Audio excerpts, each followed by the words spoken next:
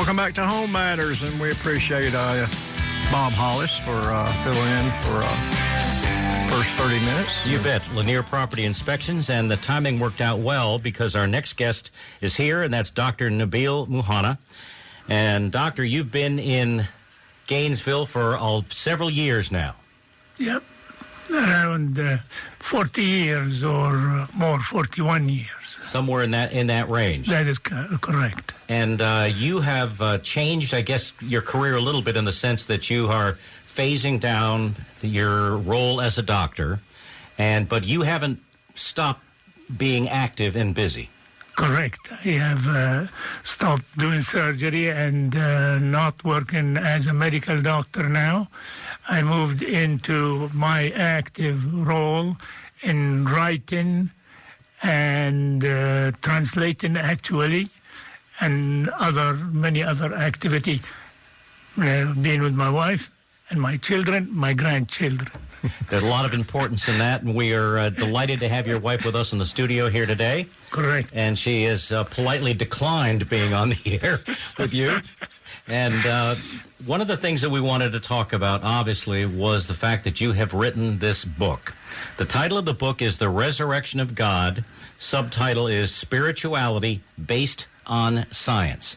And I think the first question, Doctor, is why, in the first place, did you decide to write this book? Well, I spent many years going to school. I went to surgical training, neurological training. I'm a neurologist. Neurosurgical training. I'm a neurosurgeon. And I practiced many years here. Then I faced the situation studying all the neurological science, the psychology, and the philosophy, that there are a lot of concepts I could not understand in spite of my education, like what is time, what is space, what is emotion, what is consciousness. You know, those things were just a mystery, and they continue to be a mystery to a lot of people. There is another element for me to have been able to think about writing such a book. And that is that I have to have a confidence. And the confidence came to my training throughout the years on inventing and logically thinking, making these devices. I'd made a lot of medical devices. And then that logical thing which in my head, which started many, many years ago, gave me the confidence and the courage that I could tackle difficult problems which I think most of the people or most of knowledgeable people have difficulty dealing with. Well, how do you know how to tackle it? If you have a problem, and you said you wanted to say, what is time, for example, how do you go about getting to the point of tackling that in the first place? Well, yeah, and it is really, it's a good question, and it really, most of the people will have a hard time answering that question. I do too, but I look at the concept of it, such as time, and see where it originated from, or the concept of space, where it originates from. So you could see immediately, it's obvious, time in the human mind came out of the morning, noon, at night, and the morning again. And that's obviously related to the rotation of the Earth. Rotation of the Earth is a rate of motion. Time is a rate of motion. Then I would say, take a space. What is a space? Space is a concept of the relationship between stationary things. And now, if you take two stationary things, the concept of that relationship is the concept of time. The space. Now, if you move your two hands with each other against each other, you have to enter another element, and that element is time. So the continuum of time and space, and you have the understanding of Einstein theory. So you really go through the details of thinking the matter truly, and then be very critical of yourself, because you have to face yourself in the results, because if you don't, you can't advance yourself. I hope I got close to answering the question. I think you did. All right. Talk a little bit in more detail then about if someone just said to you, what is this book about? How do you answer that? Well, the book, I'm going to go about it in a way that will assist the reader of understanding what it is. The book is made from 4 sections. One of them is the basics, one of them is the essentials, one of them is the communication, and the last one is the convergence.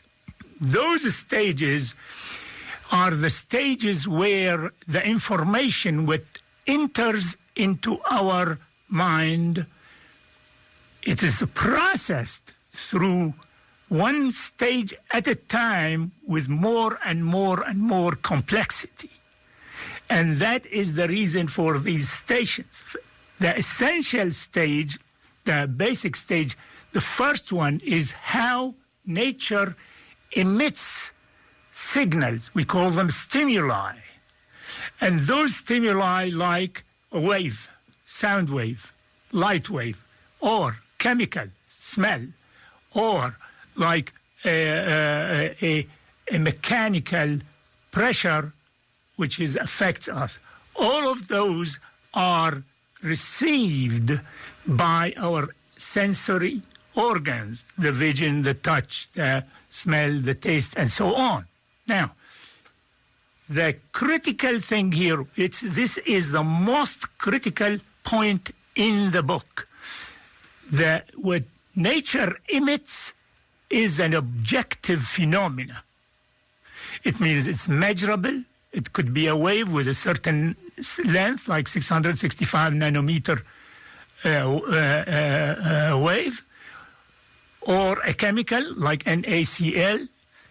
When that chemical or that wave or that mechanical phenomena touches a living being, it is given another dimension. That other dimension is the personalization of that stimulus. So a 665 nanometer wave ends up being red. Glucose ends up being sweet. So that dimension is what differentiates life from everything in the universe. And that concept is so valuable. I always say that it is as valuable as gravity to Newton and mass and energy to Einstein. Even everybody has seen that stuff throughout history, but they are always puzzled about that dimension. Here I define that dimension as a distinguishing, unique element into which differentiates life from everything around us. And is the key to that, too, that we in our version of life, because we have thinking and consciousness, then that allows us to process all of those different stimuli that come from different places? That is correct. But here, if we go through the steps one after another, you will find a clear link between that sense and that sense in a cell is what I call functional consciousness, where a cell or a chemical capable of accepting, a chemical in the cell could accept to take another chemical in or not. So it is that capability of sensing is an indication how this new matter or stimulus will affect the whole cell. The part that function, which is the sensing, will give the organism a sense of, is this useful or not useful or what? So should I get it in or not?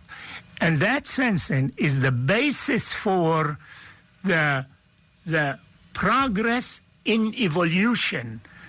And a little bit later we could talk about it, which creates the 7 levels of consciousness which life contains or we experience.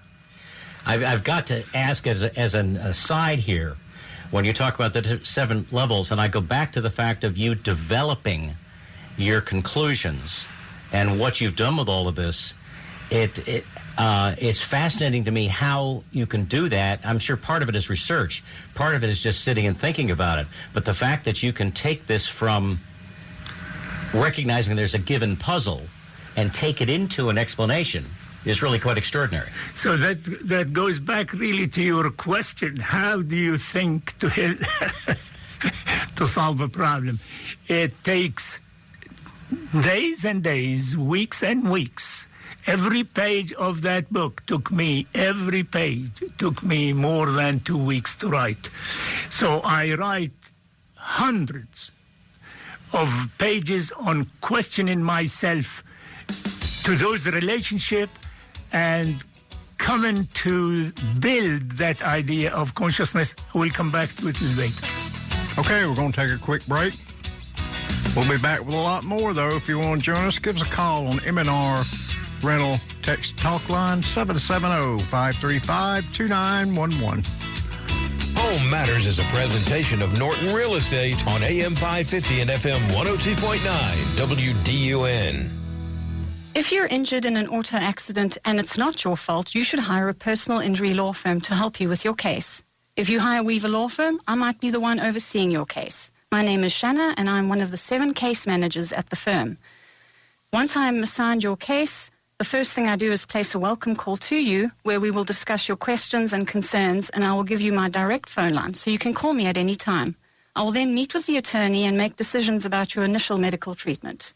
I will call and schedule your first medical appointment at a time that is convenient for you. Don't worry about the costs. You will pay nothing out of pocket for your medical treatment. Once your case settles, I will identify all of your medical bills, get them greatly reduced and paid in full. I will stay on your case until we bring it to a successful conclusion. I love my job and how it allows me to help others. Please call us today. Weaver Law Firm's number is 770-415-5555. Thank you, and I look forward to speaking with you soon. Some car dealers want to sell you a car. At Hardy Chevrolet, we'd rather help you find the vehicle that's right for you. This is Mike Cormier. We call it the Hardy Chevrolet difference. Since you're the one who will be in the driver's seat of that new Chevy, we think you should be in the driver's seat when it comes to making the selection. It's like Charles Hardy always said. We love you and we need you. Together, let's drive. At Hardy Chevrolet, Browns Bridge Road in Gainesville, online at hardychevrolet.com. Tired of fast food and looking for a home-cooked meal? I'm Grant Nichols, and I'm inviting you to Loretta's Country Kitchen, where it's all good. My family has been serving the best vegetables, salads, meats, desserts, and biscuits for over 20 years. We serve breakfast, lunch, and dinner Monday through Friday, and on Saturdays you can eat a hearty breakfast from 6 to 11 and lunch from 11 to 2. With a different home-cooked menu every day, we'll keep you coming back for more. Swing by Loretta's Country Kitchen on Mundy Mill Road in Oakwood, where it's all good. Imagine if there was a way for everyone in Northeast Georgia to have enough food, where no child goes to bed hungry. At the Georgia Mountain Food Bank, we are working to make that a reality. As a Feeding America affiliate, we rescue unused food and fill food pantries across our 5-county service area so that our neighbors can have the food they need to thrive. With every dollar, you can make a significant impact to someone's life by providing 5 nutritious meals. Visit gamountainfoodbank.org and join us in our mission to feed our community till no one is hungry. Every community thrives on its local businesses. Are you supporting yours? This is Phil Bonelli, the host of North Georgia Business Radio X. Each week, I sit down with local business owners for the trade secrets that make their businesses work. Join us Saturdays at 3 on North Georgia's News Talk, WDUN. Always here, always local. From the Access WDUN Hardy Chevrolet newsroom, Gwinnett County Police has identified the victim from a July 15th homicide in Norcross. Details at Access WDUN and coming up on North Georgia's News Talk. Hi, everyone. Cloudy skies, scattered showers, and thunderstorms around today. You'll need the umbrella if you're headed out. Highs are going to be in the low 80s. A few lingering showers and storms tonight. Tomorrow, an 80% chance of showers and storms in the afternoon, a high of 85. From the Access WDUN Weather Center, I'm meteorologist Laura Huckabee. It's 69 degrees in Lula, 69 degrees in Blue Ridge, and 71 degrees in Gainesville on AM 550 and FM 102.9 WDUN.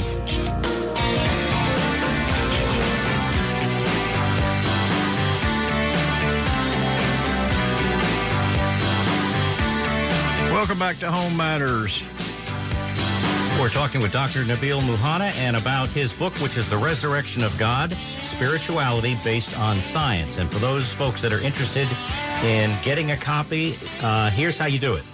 If you go to NabilMuhannamD.com, you can choose to get a paperback version or a PDF version. And that's NabilMuhannamD.com. And that's where you can see information about Doctor and also about the book. And I'll mention that again in the future. All right, Doctor, let me try and just restate one of the key points that you said there at the end. That the fact that we as human beings are able to see and sense various types of stimulus is the key thing that makes us different from everything else out there. Correct. The point here, which is really very subtle, that we give the objective phenomena of nature, such as a wavelength, we give it a personal characteristic or quality, which is color, taste, heavy, light. All of those characteristics is a new dimension which life gave to the objective nature and which differentiates us from everything in the universe. And it's so subtle that humanity talked about it in many, many ways. Many philosophers, many writers, many artists talk about it in many, many ways. But nobody could identify it as an entity, which is the distinguishing element between the living being and the non-living being. That element, which I want to mention here, go ahead. That it created in living being two brains, and that became very obvious in human being. And those two brains are the emotional brain and the computer brain. The emotional brain is the brain of animals. That is the instinctive brain. The instinctive brain, the animal brain, the emotional brain is one. And the computer brain is the cortex or the new brain. And the job of the instinctual brain is producing emotion and drive. Without the emotion and drive, we will have no incentive to do anything. The other brain, which could function very objectively, which is the cortex. The cortex, the size of the human cortex is around 1,200 grams, while the older brain is probably 30 or 40 grams. It tells you the capability, the massive capability of our new brain.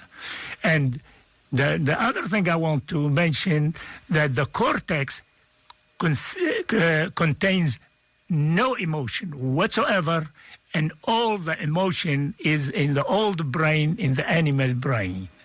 Both are connected.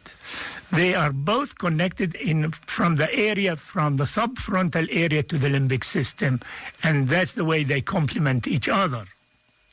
All right, let me make sure I understand that you're saying that is a characteristic that as human beings that we all have.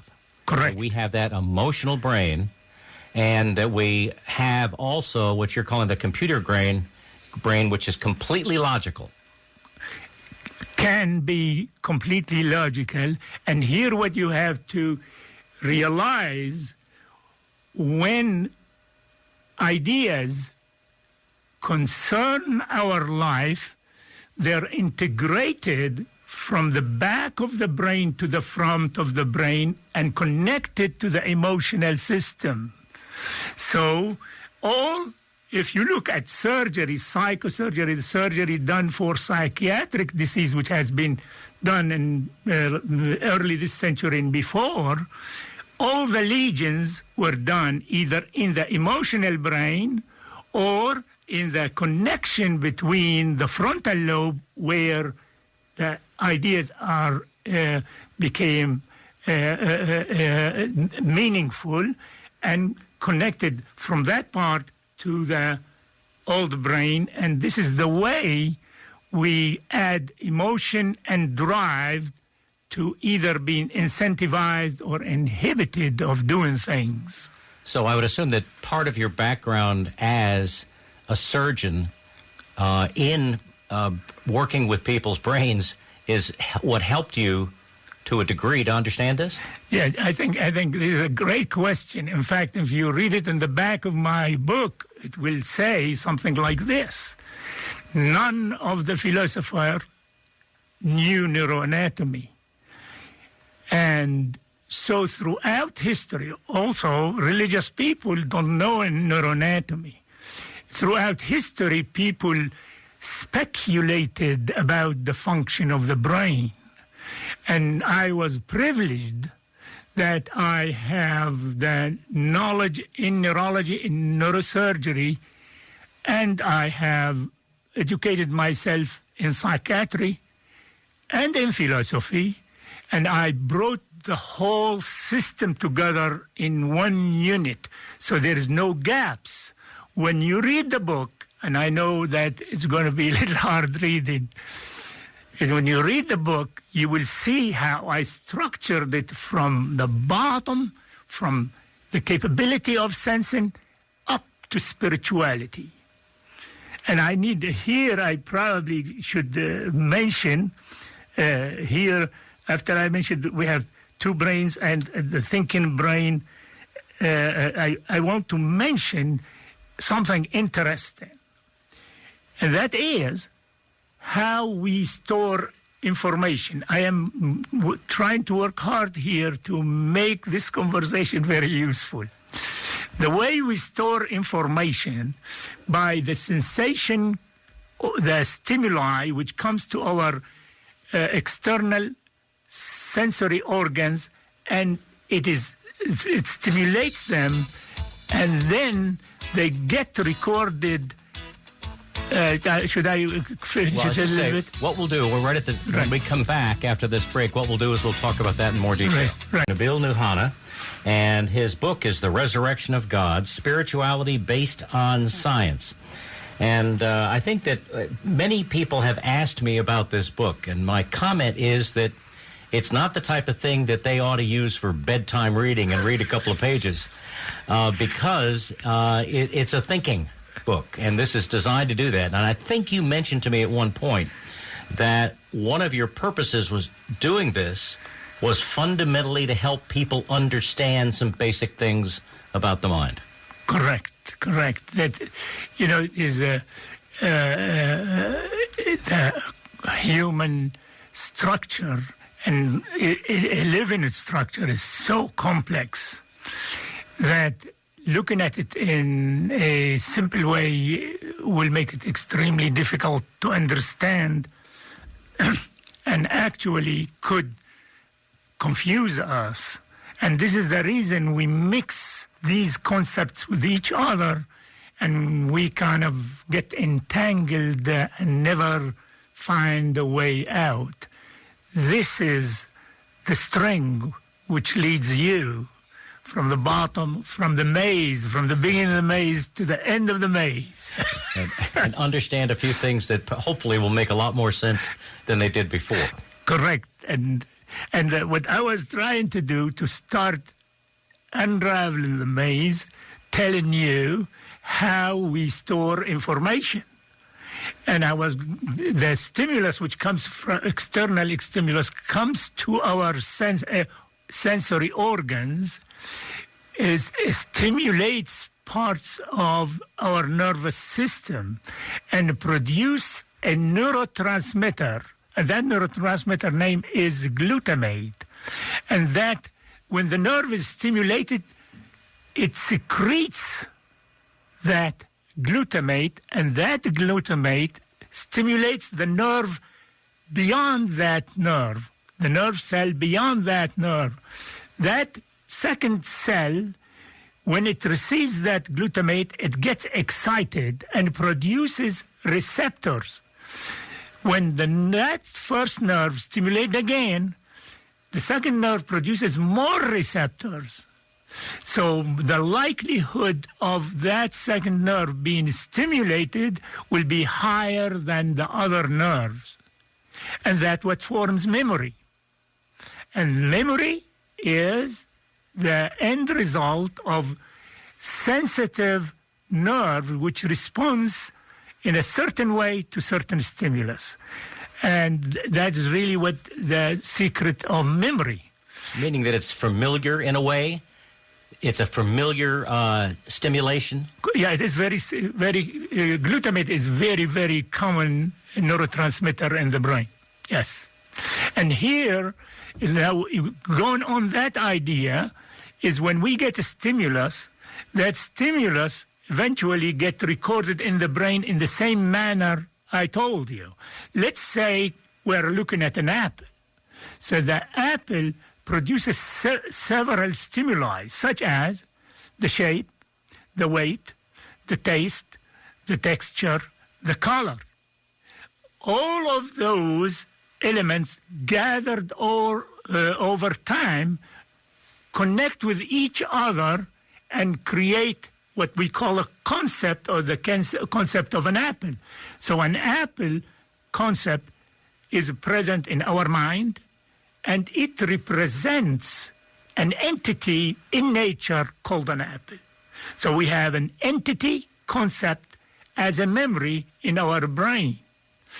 Now, so we will move to describe two kinds of concept. One is the entity concept, is such as an apple, or a relational concept, such as a gravity.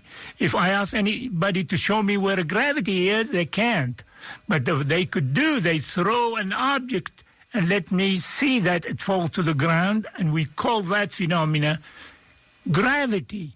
The human mind is capable of recording that memory. And that's what creates the relational concept. The relational concept is of so much value, you later on will find out that it is what we call immaterial, the idea of immaterial things in nature. And the relational concept is related to that concept of the immaterial part of nature. And that is very valuable later on in thinking about religion and spirituality. Now, I want to tell you about how do we think. The way we think is connect one concept with another in a way matches reality. Like I is a concept, 8 is a concept, an apple is a concept. I ate an apple. So that's the thought. And you could see how concept connected to a concept in a logical or realistic way creates thinking. Now, may I expand on this? Sure. I want to expand this with knowing that fact. You can classify the mental production of a human being. Obviously, there's a lot of talk can be done before we get to that, but I am going to summarize this to excite the listener about what is in this book. The products of the human mind are only 3. It'll be surprising to everybody. Now, how did I come up with that? I came up with that if you take a tool such as a logic. If you apply the tool of logic to the concepts, you'll end up the mental logical product. What are the mental logical products? There are only 3: philosophy, mathematics, and science. Now, let's apply another tool to the concept, such as emotion. What do you end up with? You end up with social life, you end up with arts, and you end up with religion. These are 2 products of the human mind. The third product of the human mind is functional personal knowledge. What is that? That is how you drive a car and how you ride a bike. And in that 3 sentences, I summarized the production of the human mind. Guess what? I want you to do it again. I want you to go through it again, because that's a lot to absorb, even though in as much time as you spent thinking about it, it has gotten to the point that it's become very understandable to you. If you don't mind, do that again. I'm going to do it again. The first thing I described to you is the concept. The concept is formed from commonalities. The commonalities is sensory input: color, taste, smell, shape, texture. Those are commonalities. Every entity in the world has certain commonalities more than others, and that distinguishes them and will create the concept of the entity concept. And then I mentioned to you another type of a concept which is very, very valuable, which only living beings have it, which is the relational concept, which is the relation between entity on the basic level, but it could be a relation between abstract thoughts, such as freedom, such as charity. All those are a relational concept. Now, the human cortex is a container which contains massive number of concepts. Every concept ever we formed is contained in the human cortex. Now, if you take a tool such as logic, and apply that tool to the concepts, you produce a mental product. It's called mental logical. The mental logical product, and the mental logical product in real life is philosophy, mathematics, and science. If we take that contents of concept in the cortex and we create from it a music that evokes all the brain and produces emotion, and that is the mental emotional product, and that is divided into 3: social life, arts, and 550 and FM 102.9 WDUN. Hey, hey, hey, hey, hey,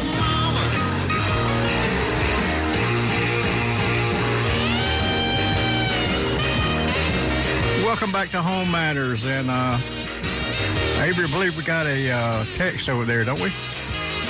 Yes, we do. We have got a text that says, Dr. Muhana, many thanks for using your superb surgical skills, close parentheses, inside my brain, close parentheses, and for saving my life more than 40 years ago. I will get your book and try to understand our brain functions more fully.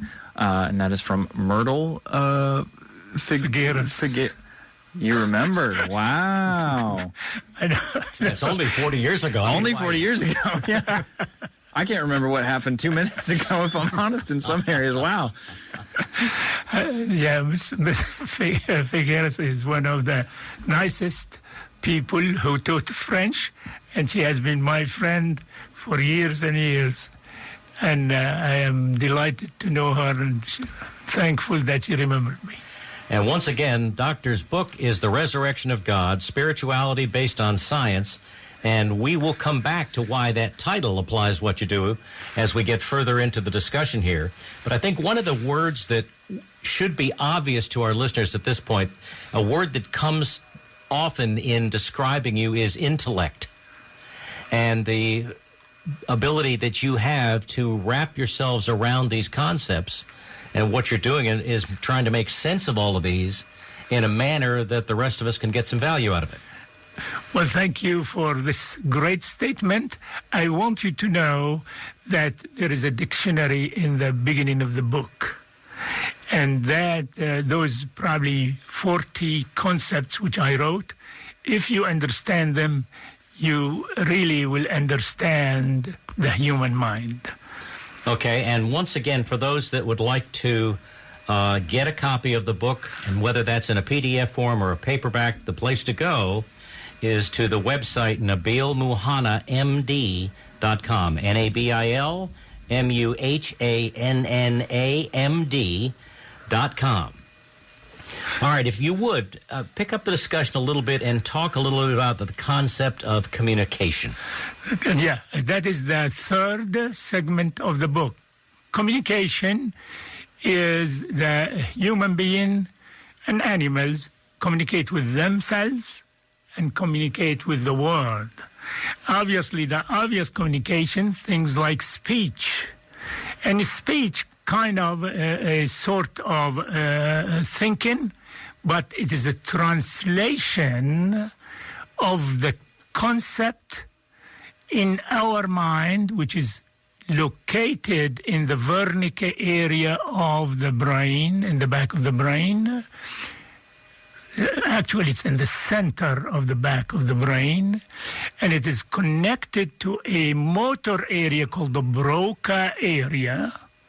And what we will see that we translate the concept, the sensory concept in Wernicke area to a motor function, and that motor function is a speech. And the communication is taking the idea from the Wernicke area, the understanding area, and translating it into a motor function out of our throat, lung, tongue, and lips to make speech out of it. And writing is the same form as communication, translating the concept into motion of our hand. If you want to read more about it, look at the communication in that part of the book, which was very insightful. The other communication which I want to mention to you about is about we have things like with the growth of our experiences in our life, we develop concept about ourselves. It's our roadmap to understanding ourselves. And that roadmap, I call it schemas of personal life. And it's divided into 5 schemas.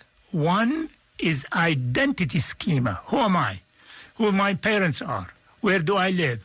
Who my brothers and sisters? My school experience. My life experience. And that is our identity. I am Nabil Muhana, born in Syria in the United States, married and have 3 children. This is my picture of myself. It's sort of like a basic biography. That's who I am. Then when I got school, I will get educated, and then I will find a job, and that is the success stage. The success stage where I could buy a house, get married, have children, and make money, and say, I am a separate entity. That success stage is what I call separation stage which you separate yourself from others. You're not directly part of your family, but you're an entity by itself. Then in that stage, you could live that stage all of your life. You could have a nice life and go on a vacation and buy a nice car and a nice shirt and so on, and live that way. And many people, that is a fine life. The stage after that is a stage where we feel, how am I different from anybody else? What is unique about me? That is self-actualization. That self-actualization, then I start thinking, I like to take care of my people.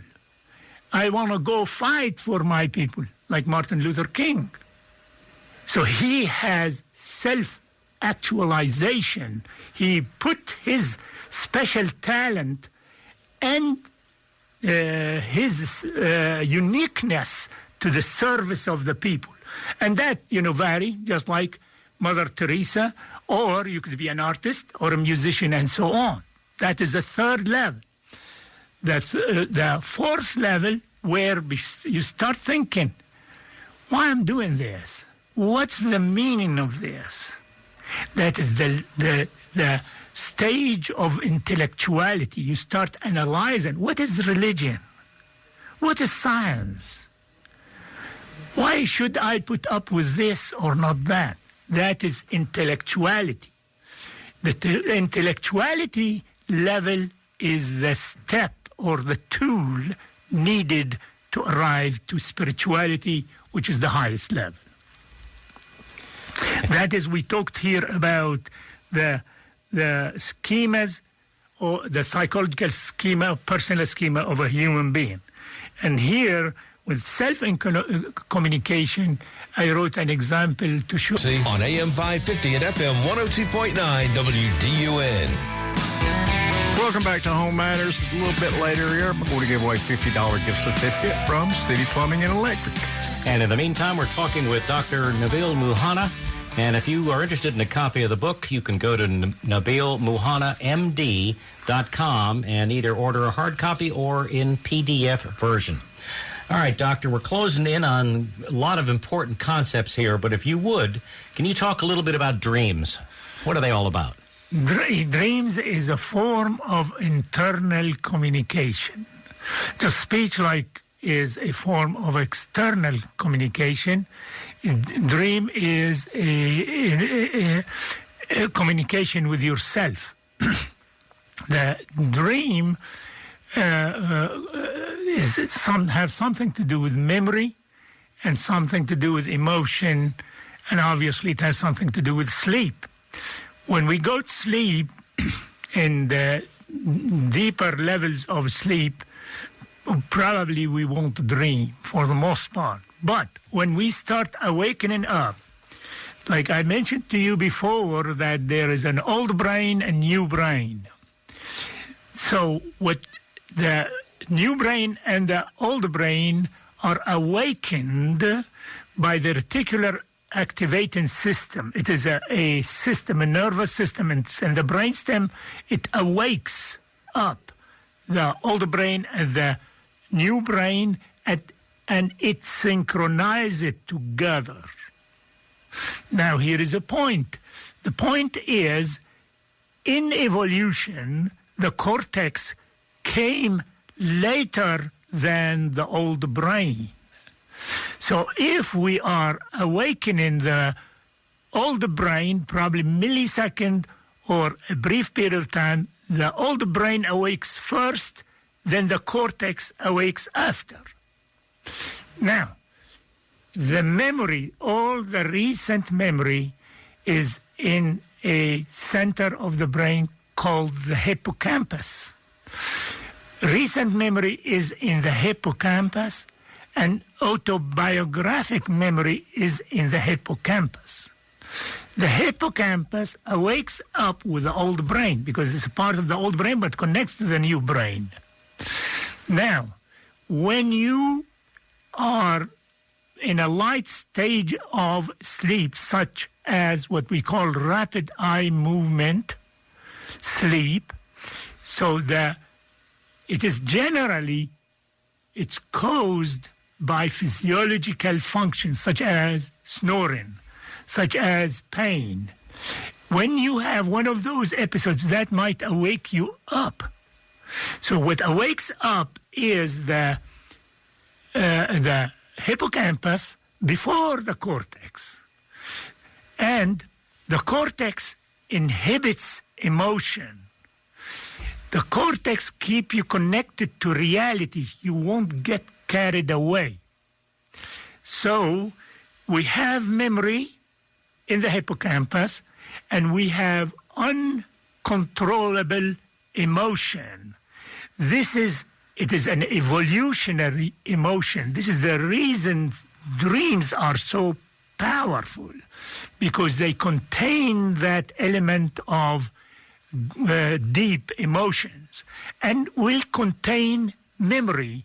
That memory is the recent memory, which is stored for 24 hours in the hippocampus. That memory is added to that emotion, and this is the reason we have such an emotion. Always, the memory in the dream is coded, such as an example about a saddle. A saddle, you know what a saddle on an animal, but if you find a word in your dream, say saddled, it means you're scared of somebody control you. So from here, there is a code, which is the word will have a different meaning than what appears to you. And it also indicates to you, the dream indicates to you a major concern of your life. So the explanation of the dreams really is built on that physiological phenomenon. Sounds like a nightmare to me. Fascinating, absolutely fascinating. And so take it to being awake and talk about the stages of consciousness. All right, so this is a unique, probably it's added to my book just either recently, and I refined the idea of sensing and consciousness. We talked about sensing, but I want to add an element to sensing. Sensing is the capability of the part to sense the whole. What does that mean? That means when you get a stimulus, that stimulus informs the whole entity, such as a cell or a human being, how's that stimulus going to affect that organism. Now, that is built on the basis of the structure of quantum. Where is that coming from? That anybody knows about physics, he knows about the particle and a wave. You know that wave is not defined. And all the subatomic particles and structures are undefined. And because they are undefined means they extend beyond their location. And from here, the part of the wave will sense the rest of the wave. Obviously, there is much more to that, but if you look what I described about sensing, is the part senses the whole, just like an element in the cell senses what the rest of the cell needs or feels, and from here, sensing is what I mentioned, is the part feels the whole. Now, I'm going to move to the consciousness. This is a totally important new concept about consciousness. If you look at consciousness, it is made of 3 components. One is capability of sensing. The number 2 is the persistence of a stimulus. I'm going to give you an example if I have the time. Just if I repeat a number for you, such as 5, 7, 9, you immediately repeat it after me and you have no problem. But if I give you 10 numbers, you can't remember it. Most of people can't. That is related to a phenomena in the sensory organs, where a chemical is being formed in the nerve when you are hearing the sound, like 1 or 7, and that chemical is short-lived. So if I say 5 and 7, you already, those 2 chemicals, they're present in your nerve and you can sense both of them. But if I give you many numbers, you cannot remember them because the chemical dissipates. So the consciousness here, that it can sense the persistence of things after each other, and that gives it the feeling of being alive. So our consciousness feels alive things. And there is the other element of consciousness. It is that consciousness is seen as immaterial. That immaterial, when you don't know what brings the feeling or the sensation, from what is it coming, we call that immaterial. And that, if you want philosophy, if you review Hegel, that's what he calls spirit. And that immaterial thing about the consciousness, which is a relational concept, it's in relational concept, you could see that consciousness contains the elements of being alive, it is sensing, and it has the character of being immaterial. That is the simplest. Thank you very much. We appreciate it very much. Thank you, Glenda. We're talking with Dr. Nabil Muhana, and his book is The Resurrection of God, Spirituality Based on Science. You can get it at NabilMuhanaMD.com, either in a hardcover form or in PDF. And all right, let's go to, Doctor, in our remaining segment here, let's go to what is religion? All right, that is very interesting. Religion is a production of humans. There is no religion in animals. It is a characteristic of the human being. And it is characteristic of being aware. The human being, the chimpanzee is an aware animal. The human being is an aware person and has the characteristic of intellectuality. So what differentiates us from the chimpanzee is capability of being intellectual. That is the reason for all that frontal lobe we have. When we became aware as a human being, we identified the uncertainties in our lives. A human being generally is made from 2 components. One is functionality, and one is uncertainty. Functionality, how I could plant a crop and harvest it. Uncertainty, what's going to happen to me? What's happened to my family? What's happened to my future? Human being realized that the entities of the world, like thunder, a sun, or a tree, it has its own coherence. There is something runs it. everybody recognizes that every one of these entities, there is something runs it. And that coherence we called spirit. The spirit of something, the old human being. So we hoped that these entities won't destroy our crop and the animals won't come and eat us, and your family won't get sick. And we tried to appeal to the entities around us to say to them, please be kind to me. I don't understand what you are, but you affect my life, and I ask you to be on my side, and this is the reason we sacrifice for these entities.